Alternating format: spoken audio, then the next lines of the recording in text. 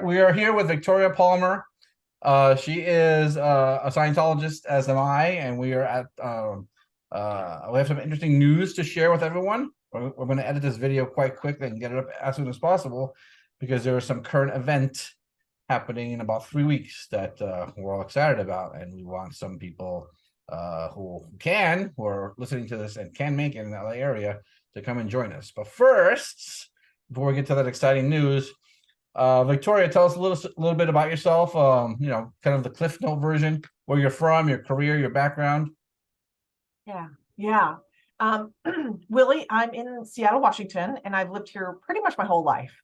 So my parents got into Scientology the year I was born, so that was 1973. So I have been raised my entire life in Scientology, gosh, well, we can get into more details, but basically, I've lived here, went to school, graduated public high school, went to University of Washington for a couple of years, but then my parents started a business here in Seattle. And so I went to work full time for them, and I was on and off lines at the church, we can go into more detail on that, but I pretty much had, what would be a normal life. I got married at age 20. We were both on staff at the Seattle org. I had a son in 1998, so I got to have raise a child. But I was always first and foremost a Scientologist. I did work at the family business for 22 years, so I have a great deal of real world experience with real people. We tried to make it a wise business, but that didn't work so well. So we just people knew we were Scientologists, but that was fine. They were, we tried to set a good example of being Scientologists, and I think it worked pretty well. But then, so here's kind of the evolution of what happened. It was 2009 when the Truth Rundown came out in St. Petersburg Times with Marty Rothman speaking out, and that was what finally got to me. It was through some friends who were Scientologists, and they were very cautious about approaching me and saying, hey, did you hear about this Miscavige beating people? And when I first heard that, it seemed so absurd, because I had done such a good job of keeping myself in the Scientology bubble, where I was, I didn't read newspaper articles about Scientology. I didn't do any internet researching about Scientology. So I had very little exposure to anything negative about Scientology. But I'm really thankful to my friends, Tony and Mary Jo, for bringing that newspaper article to me, because when I read that and saw what was going on, I thought, wow, that's completely absurd. I can't imagine that there's anything in Scientology that would support this sort of behavior on the part of Miscavige. There is nothing. So it was 2009, and then the following 2010 was when I officially came out of Scientology, and just I can condone that sort of management style. Gotcha. Okay. Did that light a spark in you to become an activist at that moment, and to kind of stand up for people, or were you just kind of like, all right, I'm done with this activity and moving on with life? You know what? Yes and no. I was doing my research on Miscavige and the church and everything, for about 2 years on the internet. I went through that phase of like, okay, I'm going to research everything about Scientology. Right. And so I was like, take the blindfolds off and just learn everything I could. And so, yes, I was inspired to do something at the time, but things weren't ready at that time. It just felt like it was overwhelming, honestly, when you looked at Miscavige and how he had installed his management terminals at the top, and he ruled with an iron fist. It was overwhelming odds. So, I could say that started things brewing, but I just had to back down and, kind of give myself, a few more years to kind of decongest from having been in Scientology my entire life. I questioned, I did go through a process of questioning everything that I learned to, take off those lenses of seeing everything as Scientology, seeing everything as this way, and just give myself a process to, regain, question myself, question everything. And I think everyone needs that kind of a decongestion where they can decompression, if you will, where they can just, find firm ground to land on. And so as part of that, and I studied other things, I read other books, there's a lot of books out there that will help. The Power of Now, for instance, is a very helpful book. But if anything, it kind of reinforces what we were doing in Scientology, which is becoming very present, doing TRs, doing auditing, to become very present. And but it helped to study other books, study other philosophies, kind of whatever came my way, just so that I didn't feel like I was closed-minded. But that did bring me actually right back to Scientology, where in 2016, actually in 2015, I just kind of quit my job. I felt like I was ready for something more fulfilling in life. And I had been working at the family business for 22 years. And so I just decided I'm going to do something more fulfilling with my life. And so I quit my job. I didn't know what it was going to be. So I gave myself a year to just kind of do absolutely nothing, which is delightful. And especially most people watching this have lived all or part of their life in Scientology. And that there's this constant feeling of having to do something. You cannot just slack off. No, not even for a minute. Exactly. Finish your work and then you can loaf. But the problem is you never finish your work. So exactly. So Willie, it was delightful to have like a year. I could afford it about a year or so just to kind of do nothing and detox from things, just physically and mentally. And then but I'm going to tell you what came back to me in 2016. It was just kind of looking at everything in my life and which path I was going to choose now. And what came back to me was was having gone clear in 1996 at Celebrity Center. And that's what came back to me as like, that was real. No one's going to convince me it's not. It changed my life for the better. And we can talk some more about that. But the bottom line is, I just had this drive of, okay, I have to help other people go clear. And so that was when I decided to continue my training to be an auditor. And so I did that in the independent field. And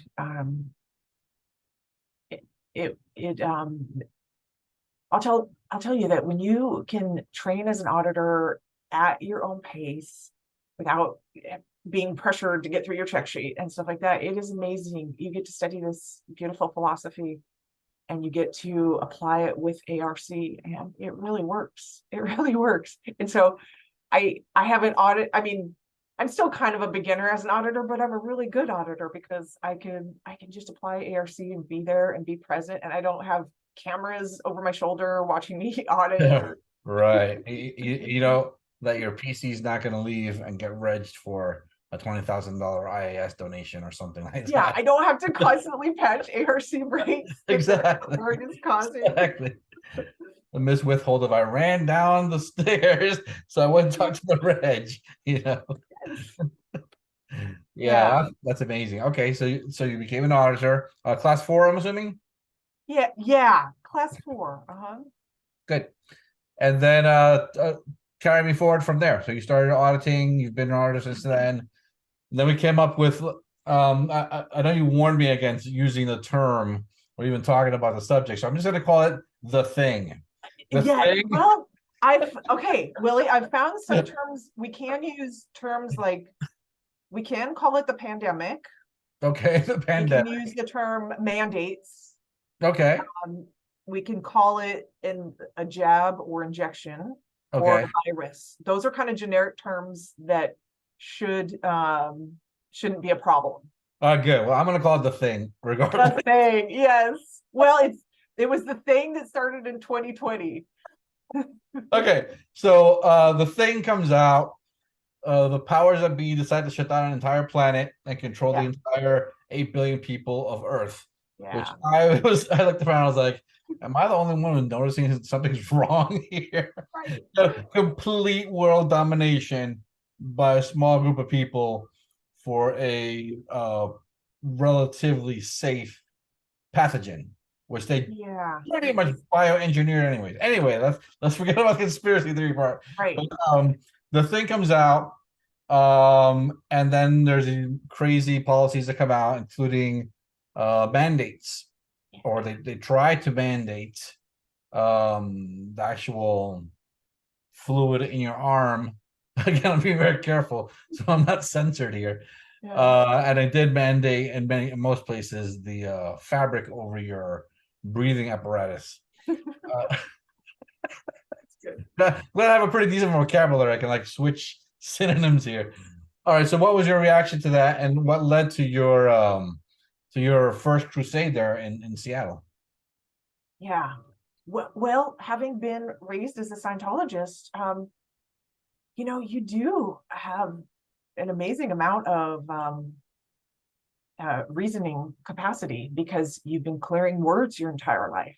You have been learning about the difference between false data and how to, detect truth, outpoints, things like that. So, I could see a mile away that this was a fabrication based on a thin amount of truth, but with just layers upon layers of fabrication. So that wasn't the issue. The real issue was that I could, also in Scientology, we're detecting traps. We know that there's theta traps, that, Yep. that Earth is basically a prison planet, and that it felt like one of the traps was being sprung on us with this. Yep. And so it was difficult to ignore because it was coming into our personal space. It was affecting us when we went shopping, and everyone around us was complying. Our neighbors were complying. This got really personal. It got really close. So it wasn't something that I could just turn off the news and ignore. So I felt called upon to take action and to basically stand for the truth. So I just got my sign that said, honk if you question this agenda, more or less. And I just put all my faith in the truth, and just knowing that other people would recognize it, that there's still truth in that resonates with people. And I encourage everyone to go to my YouTube channel, March for Freedom Law. And I've got some great videos posted there, and it'll track my journey because but it was so rewarding because it just validated these principles of, truth, that people can recognize truth, that the lies they may seem very powerful, but they're just thin and they crumble in the face of the truth. Yep. Just the power of the theta in all of us that can recognize each other and stand together, because eventually I got volunteers coming onto my team, and we started building up more people at events, and it was just so powerful to see what a group of people can do. We handled the present time environment, the danger in the environment, but now we got to get back to the business of auditing people, of rehabilitating beings, because that's what I feel truly called upon to do. I was speaking to some independent Scientologists, and in the independent field, you can be very successful because you're still applying the tech, and you can apply it with a lot of ARC, and with, like I said, without a camera over your shoulder, watching you. And the tech works in the independent field.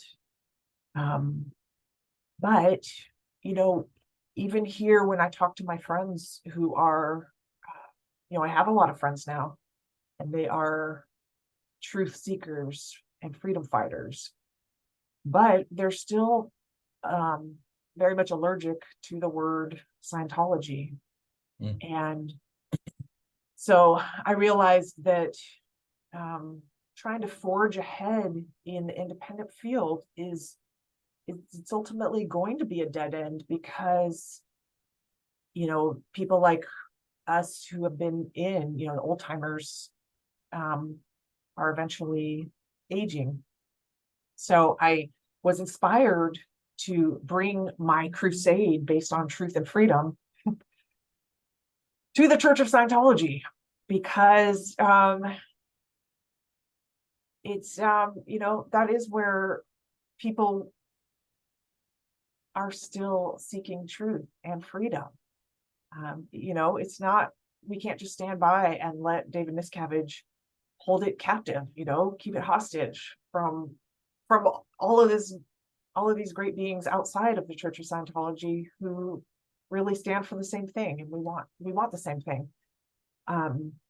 So I just saw those two crusades kind of mesh together, and I thought, you know what, we could just bring signs out to L. Ron Hubbard way, signs stating truth and showing how much we love them.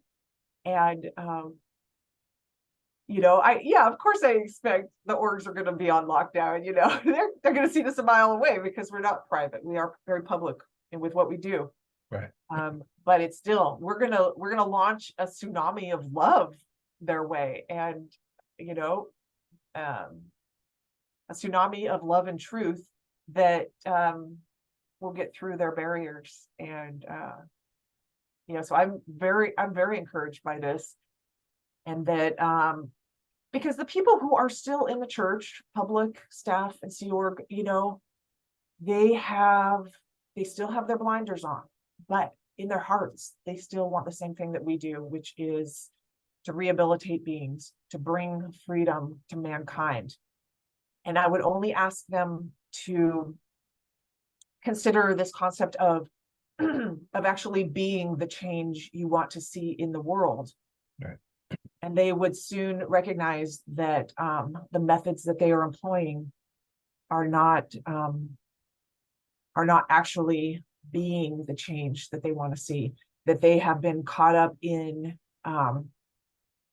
the idea of basically, sacrificing their better judgment to an authority, so that they can achieve this, achieve what they want, which is freedom for all mankind. But I'm going to say that the path to freedom should not look like slavery. It should not feel like slavery or enslavement in any way. It should be joyful. It should be joyful, and it should be a gradient to freedom, which means more and more freedom. So from the beginning, it shouldn't be like, it's always, as a staff member, you probably are very aware of this. Like, no, once we hit St. Hill size, then we're going to feel better. We're going to feel free, right? Or once we hit these targets, OT. Once you get to OT, you can be free. But once you get to OT 7, and then after that, OT 8, and people are still searching at that point. Yeah. Because from the beginning, it's been a repression. It's basically, I use this analogy a lot. Literally every interview I say this. Yeah. Listen. It's a propos. It is, you can be the Star Trek Enterprise, very on purpose, gung ho, or North Korea, which is, again, it's good, right? So those are the two analogies where Scientology can go. Right now, it's North Korea, the official church. Yeah, it should be more the Enterprise. Like, we're all gung ho and working together and meeting people and freeing people. Yeah. And I completely agree with you that it needs to from the beginning feel like you're going free, not, or you're going through all these restrictions and sacrifices, so that one day you'll be free. Because I can tell you, it's never going to be there if you lay down the path through that arduous methodology, which is what the church is currently doing. Because they will have no incentive to change. Once those beings that are in power of the church achieve some kind of aim, why would they ever just voluntarily say, okay, so now we're going to change everything and say, you're now free? Yeah. It's not going to happen. Exactly. I mean, Willie, I was on staff. I managed to be on staff in Seattle at the Seattle org here for about a year and a half. Okay. That's how long I can manage to do it. But, and I'm sure this resonates with you and most of the people watching this, that you you couldn't stay on any longer because it was just nonsense. The way that they were constantly shooting themselves in the foot, you Yeah. know, you, I mean, you, in truth, you had this feeling of, hey, we should just all be winning and people will want to come in and do more bridge, and then the money flows and it comes in. But you saw it time and again where someone would be winning, and so then all the regs would go over and kind of force them to do more and pay more, and it would scare that person away. And whereas you just let them have their win, they'll come back in and pay more money when they want to do more bridge. And Exactly. so it was that constant like forcing to do it was that constant forcing people to do something that they actually wanted to do, and but by doing that, it scared them away. So so really, what I hope to achieve with this crusade is getting the message to our friends that are still in the church that freedom is now, that they do know what is right. They do know the right thing to do. They know they are truth seekers, and that they know the truth, and that they can take the right actions to correct this ship called the Sea Org, called the Church of Scientology, and that they can right the ship. And so that's our role in this, is to help trigger this movement that will correct the Church of Scientology. Now, to that end, let's talk about the event coming up and the specifics of the event. So what's the date, the time, and what do you want people to do? Okay, I want people to meet me at noon on Sunset Boulevard, right by LA Org. And we're just going to gather there before noon. And then the goal, and then at that point, we're going to walk down L. Ron Hubbard Way, up and down, and just walking around. We want to carry signs. You can watch some of my videos and you can see that we would print signs, or people would hand make signs. Those are some of the best, when people really put their truth on a sign and bring it. But we want them to be more or less uptone signs, but just, we want to have truth. We want to indicate truth. I mean, Miss Cabbage is the suppressive person. That's the truth. So put that on a sign. Or I have another idea for a sign. I mean, we need signs that just say Restore Scientology, Restore Scientology. Now I use that term restore. That's the best one I came up with. It's not really reform, because reform means to fix what's there, but we want to restore Scientology. We want to restore it all the way back to its true intention. And we want to make Scientology cool again. Yeah. Hey, that's a good sign. If it's not fun, it's not Scientology. Right. Most of the people there will recognize that. I like that. If it's not fun, it's not Scientology. That's a good sign. Exactly. So these are all great signs. And if you want to bring bring sign about injustice, calling out injustices, that's fine too. We want the sign to be to resonate with the audience, which is current church and church members, current staff, Sea Org. We want it to resonate with them, so that we need to be the group of people that they would want to be, actually. So we want to model good behavior. We want to model IARC. We want to model truth, freedom, confront. We want to be the people that they will want to be, and we'll see that we are who they should be. And so that's why this is the role of the old timers. I'm calling all old timers, because what the spirit of Scientology is, and that it is, if it's not fun, it's not Scientology. And I don't care how old you are, you can come and stand with us, you can hold a sign, you can have a conversation with people.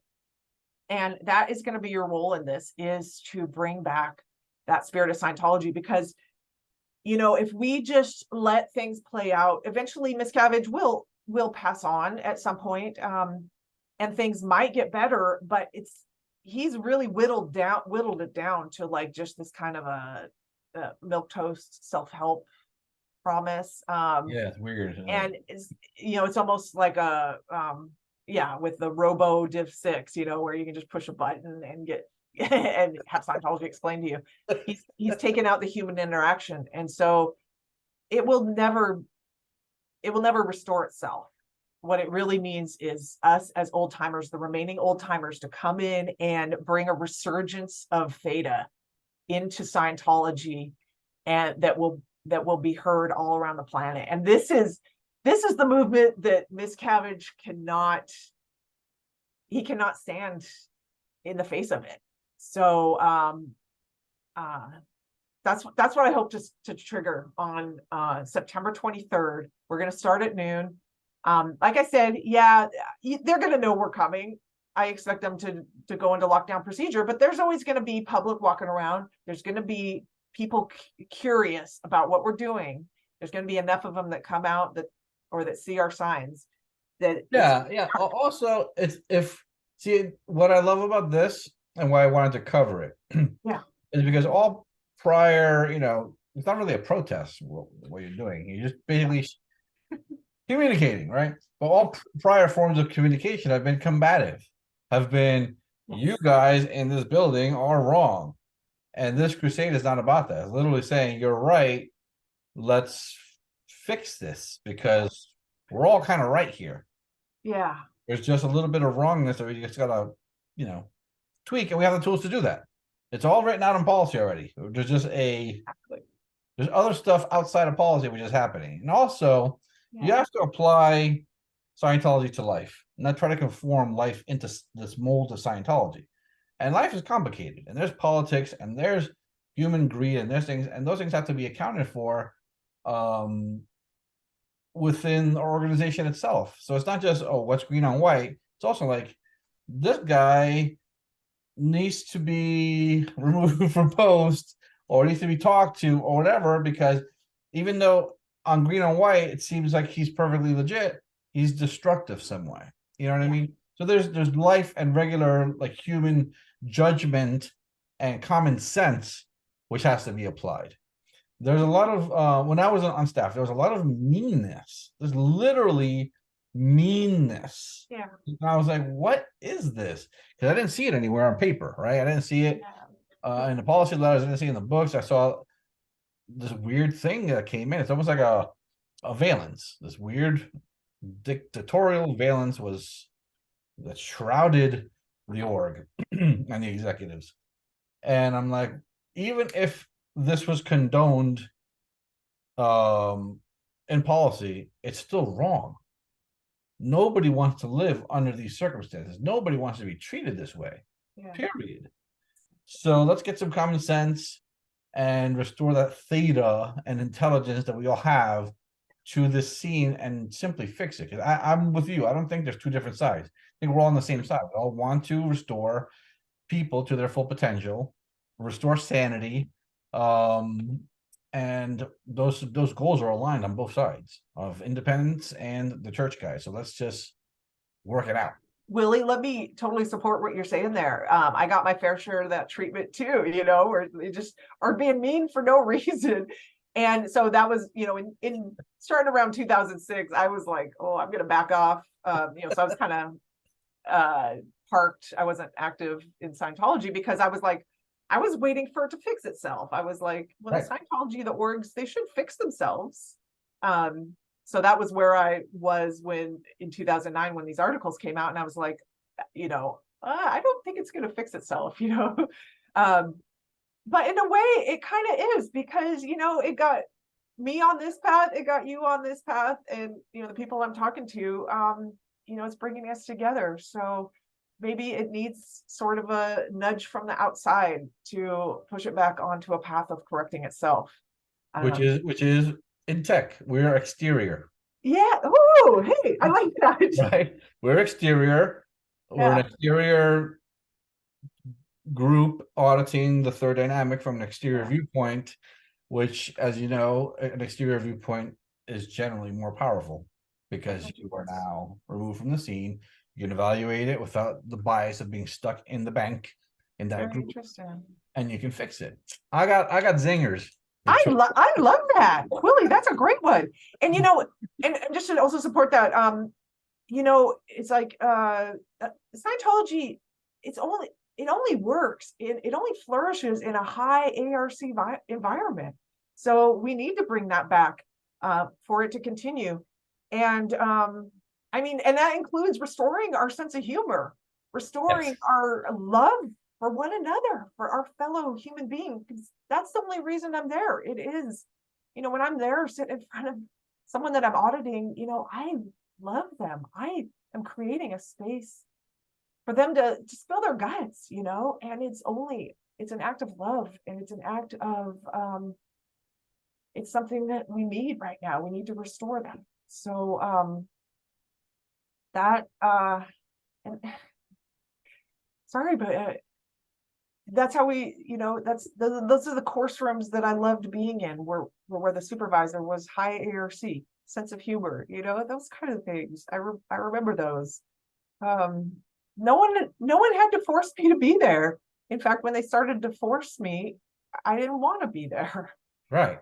Nobody likes to be treated that way. Of course not. Yeah. All right. So in a nutshell, you're obviously not going to be you're not too worried about any consequences as a result of this, and neither will anybody else who goes there as far as fair gaming and whatnot. Because I mean, if I were ever to be fair gamed, they would just make me famous. Yeah. They would make me more famous. I'm like, you guys want to follow me around with cameras and part investigators, Yeah. document you, and you will make me more famous. So thank you very much.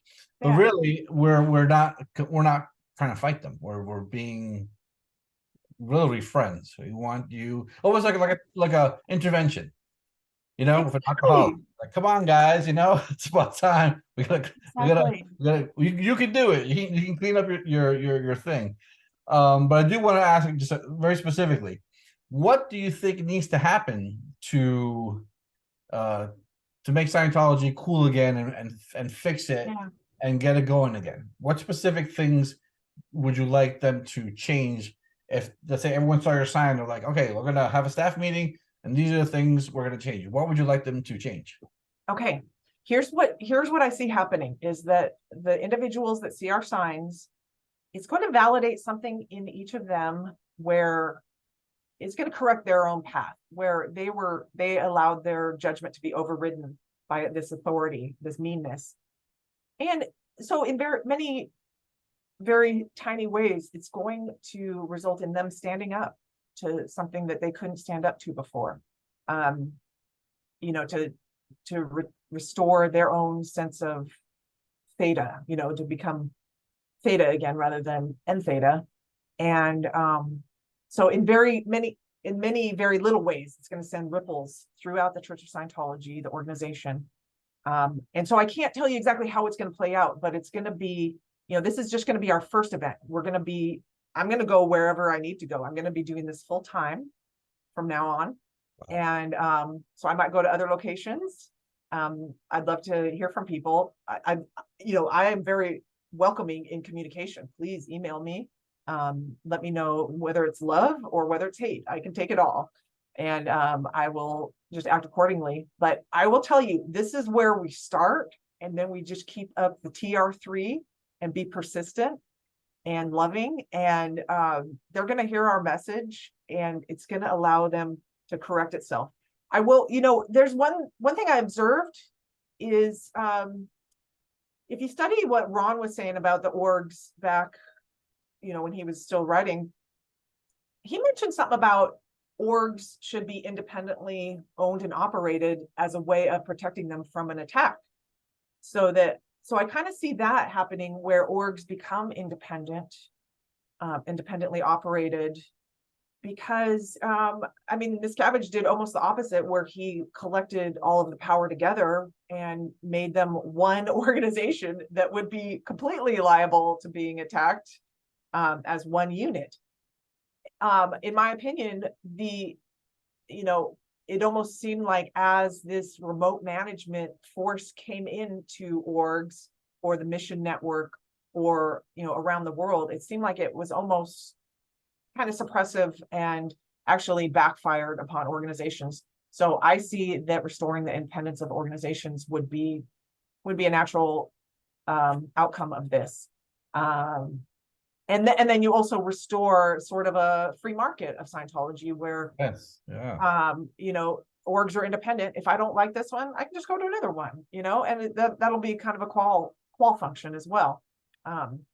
Where they can, you know, they can share notes, they can share what's successful, but you know, people are going to be attracted to the organizations that are more theta, more uptone. That's just going to be a natural force in the market. But right now we have just such uniform control that there is no difference between orgs, and they're all basically empty and struggling. So. Yep. Yep. Well, I'm very, very excited about this. Where can people connect with you? Website, social media, et cetera, et cetera. Well, you know, I'm not on social media. I have my website, which is restorescientology.com. So go there for information and share that website with people. But, you know, I'm counting on people to help me promote on social media. I just, you know, I got off Facebook years ago and I don't miss it. So help me download the flyer but post it yourself and show up yourself. RSVP to me by email would be great. I'm using my March for Freedom email account. It's victoria@marchforfreedomwa.com. You can reach me there. Go to my March for Freedom website and YouTube channel, because I think you'll find it very inspirational. You know, I have stood up to some insurmountable odds, and it has been very successful. And so I'm just going to carry this and bring my momentum into the Church of Scientology, which is where we will, you know, we will have huge impact around the world. I can see that this is a continuation of a journey that I started a few years ago for my old self, and other people have joined, and it's starting to mesh. We're starting to find each other. Yeah. There is no stopping us, no turning back. So Yeah. I'll be there on the 23rd. I'll be there with my video camera documenting. So I'll be looking forward to seeing everyone there and meeting you in person. That's awesome, Willie. And so I hope everyone can make it and or contact me. You know, can I come to your area? Can we start something in local areas? You know, things like that. I'm really looking forward to where this takes me. So we'll just be persistent and keep TR3 repeating the command. Awesome. You're full of theta. You're awesome. And I'm very, very glad that we got connected through some mutual old time friends. Willie, I look forward to meeting you and my other new friends. I'm really looking forward to this. All right, guys. So stay tuned. We have more content to come, and any updates we'll deliver on all of our social channels and all the various Facebook groups that I'm on. I'll be posting news about all of this. All right, Victoria, thank you so much, and we'll see you on September 23rd. Thank you, Willie. I really appreciate it. All right, bye-bye.